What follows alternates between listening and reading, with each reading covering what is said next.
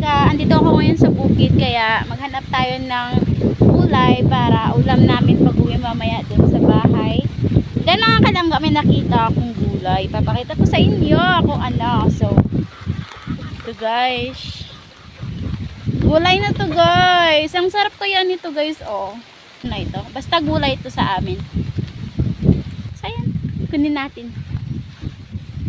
Po, oh. Kunin natin ganito. So ayan, marami guys mga kalangga.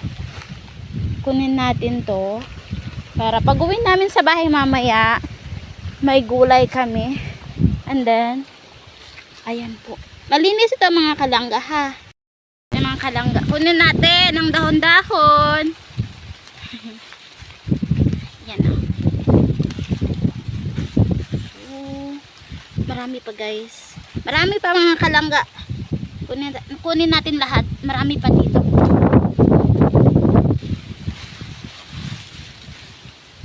Sadyang tumubo lang po ito. Kaya thank you Lord sa fresh na gulay.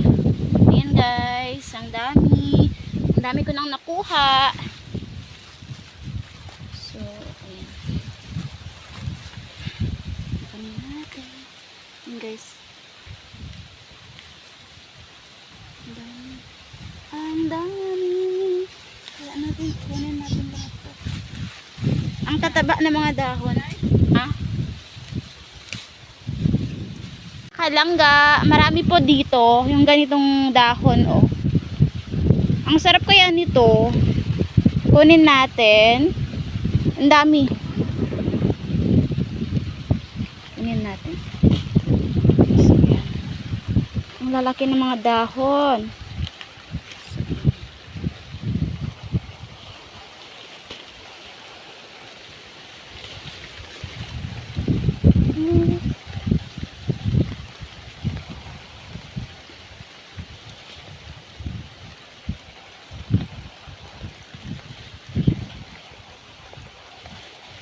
Ang daming talbos na kamote dito sa bukid mga kalangga. So, kunin ko yan mamaya pagkatapos nito. So, yan guys. Ang lakas ng hangin. So, si mama guys, may dala siyang kalabasa. Gusto nyo? Nag-harvest siya ng kalabasa sa tanim niya. Sayang mga kalangga. Kunin natin to lahat kasi sayang. Uuwi kami maya maya. Mga 4 PM. Yan, ang tataba ng mga dahon-dahon niya mga kalangga. Sarap nito, promise. Ito, ang taba. Ang taba-taba niya. Wala akong lagayan dito. Hindi na kasya sa kamay ko. So, may paraan. Yung iba ng mga gulay. Sana all. Ang ganda dito sa probinsya, sa bukid mga kalangga.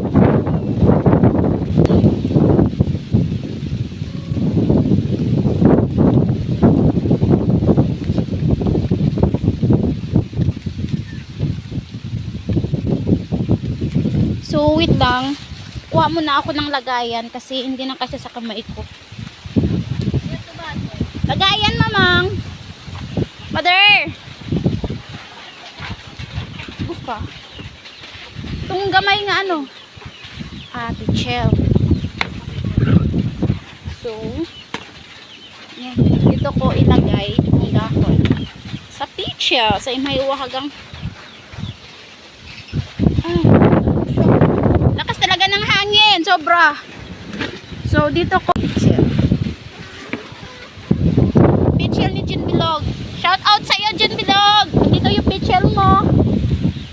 Lahat yan. Dami-dami. Lakas talaga ng hangin. Sobra. Sobra. Wait lang. May ulan na guys. Basa na ako. Wait lang, wait lang. Saglit, saglit.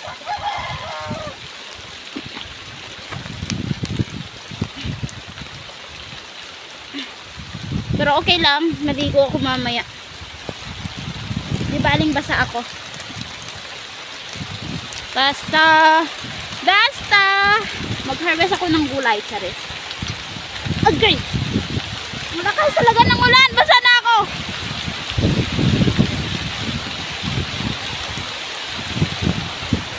Grabe naman tong ulan na to, oy.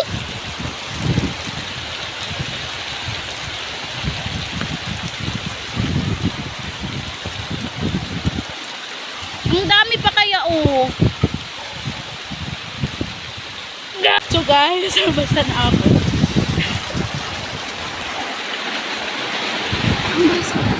Ayan mga kalangga, sobrang lakas ng ulan. So yung mga kalangga, ayan oh, basang-basa na ako. As in. Ang sama ng ulan guys. Binasa ako, charis. Pero okay lang yon, maligo ako mamaya pag uwi namin. At least may gulay na po kami. May gulay na ako guys. Ang sarap kaya nito guys. Ayun ang taba ng mga dahon-dahon. Si mama nagsasampay sa likod.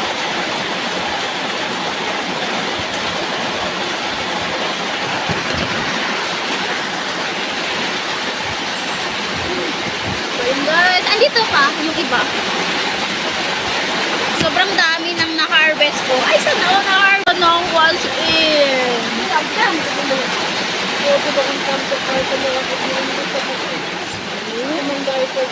Ang taba-taba ng aking gulay. So, ayan. At least may gulay na kami pag-uwi, pagdating ng bahay. So, ang dami, as in guys, ang dami. Ang tataba.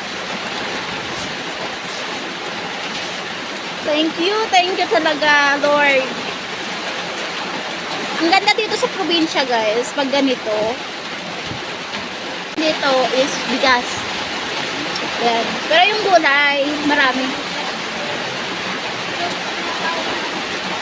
Kuha ka lang sa tabi-tabi. So, ayan. Papakita ko sa inyo mamaya kung gaano kadami. So, ang tataba guys, oh. Ang tataba. Ang nakakot ka.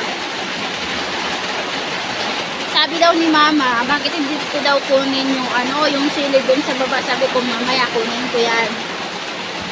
Ako mga kalangga, mahilig talaga ako sa sili. Ayan mga kalangga, sobrang lakas ng ulan. Basang-basa na ako as sobrang basang-basa na ako.